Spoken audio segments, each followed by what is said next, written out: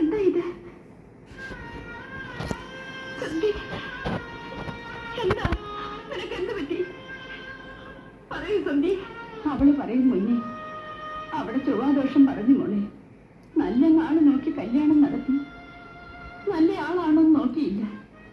പയ്യൻ മുമ്പേ തന്നെ ഹൃദ്രോഗിയായിരുന്നു.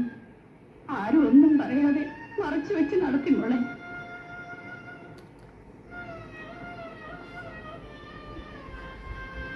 എന്തു പറയണമെന്ന് എനിക്കറിയില്ല.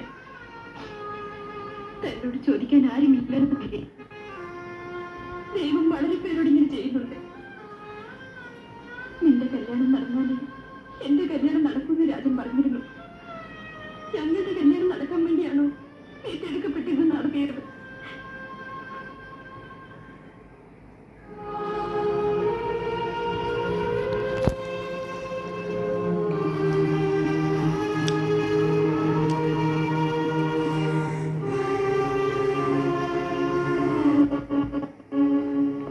പാവം സന്ധി. ചില പേരുടെ ലൈഫ് നോവലായി പോകുന്നു, ചിലത് ചെറുകഥയായി തീരുന്നു. എന്താ പറയുക?